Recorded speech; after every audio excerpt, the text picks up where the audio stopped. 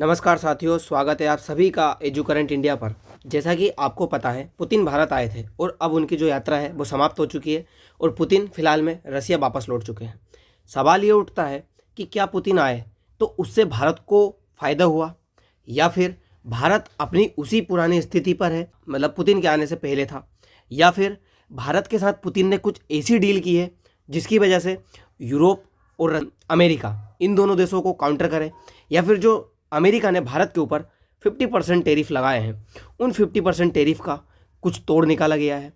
क्योंकि बताया ये जा रहा है, कुछ मीडिया रिपोर्ट्स के जरिए ये बताया गया है कि रसिया ने जो है भारत के साथ इस तरह की एक डील की है जिसकी वजह से जो अमेरिका ने 50% टैरिफ लगाया है उसको धक्का लगेगा या फिर उसको काउंटर किया जा सकता है। 50% टैरिफ को काउंटर करने के लिए या तो रसिया के साथ भारत का व्यापार उस लेवल का हो कि जिससे भारत को फ़ायदा मिले या भारत को वो बेनिफिट मिले जो अमेरिका की तरफ से मिल रहा था, या फिर कुछ ऐसा हो कि भारत के अंदर मेक इन इंडिया के तहत वो चीज़ें आए जिससे भारत के अंदर जो कुछ चीज़ें जो हम खरीद रहे हैं रोज़मर्रा की ज़िंदगी में या फिर कुछ काम की जो चीज़ें हैं वो जो महंगी है वो काफ़ी हद तक सस्ती हो जाए। इन्हीं वजह से भारत को फ़ायदा हो सकता है। तो भारत को फ़ायदा देने के लिए पुतिन ने एक नई जो घोषणा की है वो काफ़ी ज़्यादा इंटरेस्टिंग है। उसको हम जानते हैं। आप इस हेडलाइंस में देखिए कि पुतिन ने क्या कहा। पुतिन ने कहा कि हम जो है इंडिया में एक न्यूक्लियर प्लांट बनाएंगे जो कि काफ़ी बड़ा होगा, जिसकी जो कैपेसिटी है वो काफ़ी ज़्यादा होगी और इससे भारत के अंदर जो क्लीन एनर्जी है वो एनर्जी भारत को प्राप्त होगी। क्योंकि भारत ने एक टारगेट रखा है कि 2047 तक हम जो है कार्बन का यूज़ काफ़ी हद तक ख़त्म कर देंगे। मतलब हम कार्बन का जो यूज़ है वो लगभग 2-4% ही बचेगा जिसको हम यूज़ करेंगे, उसका बाकी का जो कार्बन है वो हम पूरा ख़त्म कर देंगे।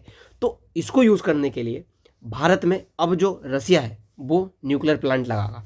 क्योंकि जब भी कोप की मीटिंग होती है उस कोप की मीटिंग में सबसे बड़ा तर्क यही दिया जाता है, अमेरिका की तरफ से भारत के ऊपर जो दबाव है वो यही लगाया जाता है कि आप जो हो सबसे ज़्यादा कार्बन का उत्सर्जन करते हो। और जाहिर सी बात है, क्योंकि अभी इंडिया जो है वो विकासशील कंट्री है और विकासशील कंट्री क्या होता है कि अपने यहाँ पर कुछ चीज़ें डेवलप्ड करता है और डेवलप्ड करने के लिए उसे एनर्जी की ज़्यादा ज़रूरत पड़ती है। और हमें एनर्जी का यूज़ कहाँ से करते हैं, या तो सबसे ज़्यादा हम कोयला जलाते हैं या फिर बिजली के रूप में यूज़ करते हैं।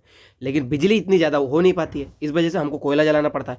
और जब कोयला जलता है उस वजह से क्या है, कार्बन उत्पन्न होता है, जिससे ग्लोबल क्लाइमेट जो पूरी तरह से वो बदलने लगा है, ग्लोबल वार्मिंग भी होने लगी है। तो इसीलिए अब अमेरिका और जो वेस्टर्न कंट्रीज़ है वो भारत के ऊपर दबाव डालते हैं कि आप अपने यहाँ पे जो कार्बन का यूज़ है वो काफ़ी हद तक कम करिए। अब भारत अगर कार्बन का यूज़ ख़त्म कर देगा तो फिर हम डेवलप्ड कैसे हो पाएंगे, क्योंकि आप लोग तो पहले ही 50 साल पहले डेवलप्ड होकर बैठ गए हो। अब हमें भी तो डेवलप होना पड़ेगा, हमें भी तो उस रास्ते पे जाना पड़ेगा। तो फिर भारत को किस तरह से डेवलप किया जाए, उसके तर्ज पर रसिया ने भारत की हेल्प की है। और भारत के लिए ये बहुत अच्छा माना जाएगा कि पुतिन की जो यात्रा है वो सबसे ज़्यादा सक्सेसफुल मेरे पॉइंट ऑफ व्यू से तो यही रहेगी कि हमारे यहाँ पर जो है न्यूक्लियर पावर प्लांट लगने वाला है। और ये न्यूक्लियर पावर प्लांट कहाँ लगने वाला है ये पूरी जानकारी हम इस वीडियो में लेते हैं। Russia is collaborating with India at Kudankulam, the largest nuclear plant in India, Russia president Vladimir Putin said during a joint press briefing alongside Prime Minister Narendra Modi in New Delhi today. 2 of the 6 reactor at nuclear plant in Tamil Nadu are already operational. हुआ क्या है, Putin ने कहा है कि हम आपके यहाँ पे 6 जो न्यूक्लियर पावर प्लांट है वो लगाएंगे। उन 6 न्यूक्लियर पावर प्लांट में से जो 2 न्यूक्लियर पावर प्लांट है वो आपके यहाँ फिलहाल में कर दिए गए हैं और जो 4 बचे हुए हैं उनको जल्द से जल्द आपके यहाँ पे प्रोफेशनल मतलब तरीके से लगा दिया जाएगा। मतलब भारत के लिए ये एक बहुत ही ज़्यादा फायदेमंद डील साबित हो रही है। वहीं with Moscow committed to ensuring that it reaches it full capacity, Moscow यानी कि रसिया का कहना है कि हम इसे अपनी फुल कैपेसिटी के साथ इस जो पावर प्लांट है उसको भारत को पहुंचाएंगे, जिससे कि भारत के अंदर क्लीन एनर्जी आ सके और भारत जो है कार्बन का कम से कम यूज़ कर सके। आप जानते हो रसिया के पास न्यूक्लियर पावर या न्यूक्लियर वेपन काफ़ी ज़्यादा है, इसीलिए रसिया जो है भारत को यूरेनियम या फिर न्यूक्लियर के प्लांट के लिए जो जो चीज़ें ज़रूरी है वो सारी चीज़ें भेजेगा। और ये सब कुछ काम होगा मेक इन इंडिया के तहत, यानी कि भारत के अंदर ये सारी चीज़ें बनेंगी। आगे उसने कहा वी आर कंडक्टिंग ए फ्लेसिंग project to build the largest Indian nuclear power plant. हम ये कोशिश करेंगे कि इंडिया के अंदर दुनिया का सबसे बड़ा पावर प्लांट लगे न्यूक्लियर का। और ये कहाँ पर लगेगा, ये लगाने की चल रही है कुंडाकुलम में। फिर 2 out of 6 reactor unit have already been connected to energy network and 4 are still under construction. मैंने जैसा कि आपको बताया 6 में से जो 2 है वो तो पूरी तरह से भारत के अंदर लगा दी गई है। उसके बाद में जो 4 बची हुई है न्यूक्लियर पावर प्लांट की, 4 जो संख्या बची हुई है वो अभी फिलहाल में क्या है, कंस्ट्रक्शन में, यानी कि अभी उस पर काम चल रहा है और कुछ दिनों में, कुछ समय बाद भारत के अंदर ये लग जाएगी। वहीं पर फिर क्या बताया गया कि getting this nuclear power plant to full power output will make an impressive contribution to the energy requirement of India. Putin ने यह कहा कि अगर भारत के पास ये जो न्यूक्लियर पावर प्लांट है ये लग गया तो इस वजह से भारत जो है काफ़ी ज़्यादा इंप्रेसिव और कंट्रीब्यूशन बनेगा न्यूक्लियर पावर प्लांट में, यानी कि न्यूक्लियर एनर्जी के रूप में। क्योंकि आप लोगों को पता ही है कि किस तरह से जो न्यूक्लियर है वो किसी भी देश को आगे ले जाने के लिए बहुत ज़रूरी है। न्यूक्लियर पावर प्लांट का इंडिया में होना या न्यूक्लियर पावर प्लांट का हमारे यहाँ पर लगना भारत के लिए और भारतवासियों के लिए सबसे ज़्यादा सफल माना जाएगा।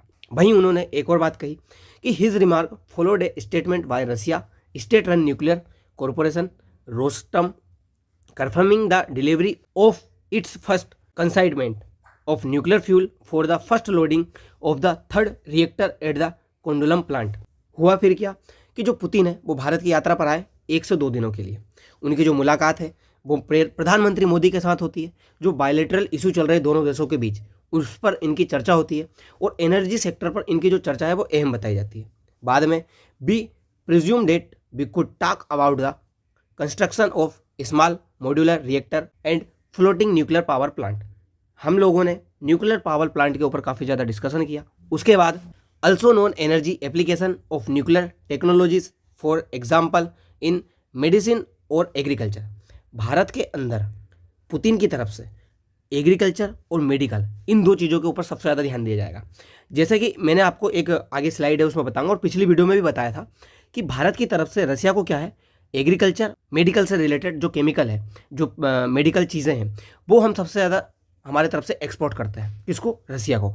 अगर हम रसिया को ये सारी चीज़ें भेज रहे हैं इसका मतलब भारत के अंदर ये सारी चीज़ें बन रही है और जब भारत के अंदर ये चीज़ें बन रही है तो भारत को इन चीज़ों में आत्मनिर्भर होने से कोई रोक नहीं सकता।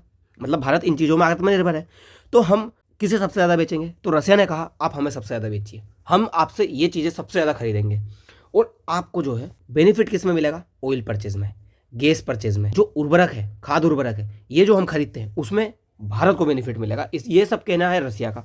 फिर रसिया ने आगे कहा Russia is reliable supply of oil, gas, coal and everything required for the development of India's energy. The president added assuring uninterrupted shipment of fuel for the fast growing Indian economy. Putin ने ये तक बात कही है Trump को, मैंने आपको बताया पिछले सेशन में कि उन्होंने ट्रंप को बहुत खरी खोटी सुनाते हुए कहा कि जिस तरह से भारत को आप मना कर रहे हो कि भारत रसिया के साथ कोई भी फ्यूल परचेज ना करे या जो ऑयल उसकी ज़रूरत है वो परचेज ना करे, लेकिन बात ये आती है सामने कि आप जो हो खुद हमारे साथ जो है कोल गैस परचेज कर रहे हो, न्यूक्लियर फ्यूल परचेज कर रहे हो, तो आप किस बेसिस पे, यानी कि किस तरह से भारत को रोक सकते हो और भारत को खरीदने पे आप मना कर सकते हो। अगर प्रॉब्लम है तो पहले खुद जो है परचेस करना बंद करो ना, तभी तो भारत आपकी बात मानेगा। अगर आपको किसी को मनाना है कुछ चीज़ें तो पहले खुद को उस रास्ते पे चलना पड़ेगा, तब तो वो सामने वाला मानेगा। इसी बात को लेकर पुतिन ने खरी खोटी भी सुनाई थी ट्रंप को। अभी ये पता भी चला है आपको कि इन दोनों के बीच में एक डील भी हुई है कि हमारे बीच में अभी जो ट्रेड है वो चल रहा है $60 बिलियन का, यानी कि $60 बिलियन का हमारे बीच ट्रेड हो रहा है रसिया भारत के बीच। इसको 2030 तक हमें कहाँ तक लेकर जाना है, हमें लेकर जाना है $100 बिलियन तक। अगर इन भारत और रसिया का जो ट्रेड है वो $100 बिलियन हो गया 2030 तक, तो फिर भारत को अमेरिका के साथ व्यापार में इतनी ज़्यादा टैरिफ के साथ या फिर भारत को अमेरिका के साथ झुकने की जो ज़रूरत है वो कभी पड़ने वाली नहीं है। भारत को फ़ायदा ही फ़ायदा होगा। इन्हीं के बीच, इन दोनों के बीच इन 10 बड़ी बातों पर भी कुछ बातें हुई है, जिसमें मेक इन इंडिया के तहत जहाज़ का निर्माण किया जाएगा। भारत के अंदर ही जो जहाज़ बनेंगे वो पैसेंजर जहाज़ अब भारत के अंदर बनेंगे। सभी नागरिकों को 30 दिनों के लिए फ्री वीज़ा दिया जाएगा। अगर भारत से कोई नागरिक रसिया जाता है तो उसे फ्री वीज़ा दिया जाएगा। ऐसे ही अगर रसिया से कोई नागरिक भारत आता है तो उसको भी फ्री वीज़ा दिया जाएगा। यूरेशियन का जो आर्थिक संघ है उसके साथ फ्री ट्रेड एग्रीमेंट किया जाएगा, जिससे भारत को काफ़ी ज़्यादा जो टैरिफ है या फिर जो ड्यूटीज़ है उसमें फ़ायदा मिलेगा।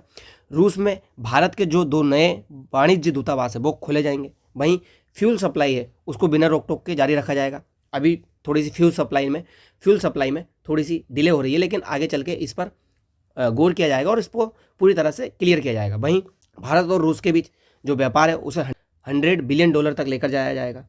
नए अंतर्राष्ट्रीय ट्रांसपोर्ट रूट बनाए जाएंगे जो कि बेलारूस के सामान सीधे हिंद महासागर तक पहुंचेगा। ये मैंने आपको पिछली क्लास में बताया, आप देख सकते हो। वहीं भारत और रूस का बिजनेस एक साल में 12% तक बढ़ा जाएगा।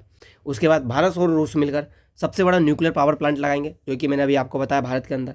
वहीं भारत में एक चैनल चालू की जाएगी रसिया की तरफ से, जिससे ग्लोबल टाइम्स, न्यूयॉर्क टाइम, वहीं BBC, इनको काउंटर किया जा सके या इनकी न्यूज़ को बंद किया जा सके, क्योंकि ये जो न्यूज़ है ये भारत और रसिया के बीच नैरेटिव्स फैलाती है, जिस वजह से दोनों देशों में मिसअंडरस्टैंडिंग हो सकती है। इस वजह से इसको रोका जाएगा।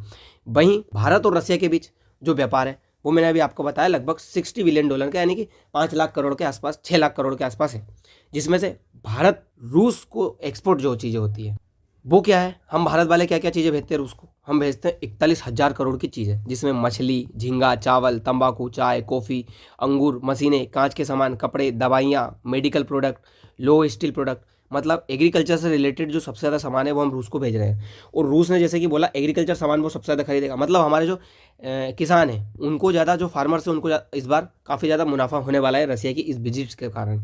वहीं भारत क्या बुलवाता है रसिया से, वो 6 लाख करोड़ के आसपास सामान बुलवाता है। उसमें है तेल और पेट्रोलियम उर्वरक, खनिज ईंधन, मोम, विटामिन मशीनरी, ये सारी चीज़ें बुलवाते हैं। इसका मतलब ये है कि भारत बुलवा ज़्यादा चीज़ रहा है और हम जो एक्सपोर्ट है वो कम कर रहे हैं। हम एक्सपोर्ट सिर्फ 41,000 करोड़ की ही चीज़ कर रहे हैं, पर बुलवा कितना रहा है, 5 लाख करोड़ की चीज़। इंडिया जो है ट्रेड डेफिसिट में है। अब इसको बैलेंस करो, क्योंकि अगर ट्रेड डेफिसिट में रहेंगे तो फिर कैसी दोस्ती, कैसा व्यापार। अगर ट्रेड डेफिसिट को दूर करना है तो फिर हमें ये ट्रेड डेफिसिट को भरने के लिए कुछ ऐसा करना होगा कि अब रसिया भारत के साथ परचेज ज़्यादा करे, एक इम्पोर्ट ज़्यादा करवाए अपने देश में। इसीलिए भारत और रसिया दोनों मिलकर जॉइंट कार्य करेंगे और उसमें पावर प्लांट लगाया जाएगा। साथ ही जो मेन पावर है उसको बिल्ड किया जाएगा। वहीं रसिया की तरफ से जहाज को बनाया जाएगा। अब मेक इन इंडिया के तहत ये सारे कार्य होंगे। तो इससे अमेरिका को काफ़ी ज़्यादा हद तक काउंटर किया जा चुका है। उसके जो टेरिफ है उनको काफ़ी हद तक कम किया जाएगा, जिससे फ़र्क भारत को ना पड़े। तो दोस्तों फिलहाल के लिए इतना ही, मिलते हैं अगली वीडियो में। धन्यवाद।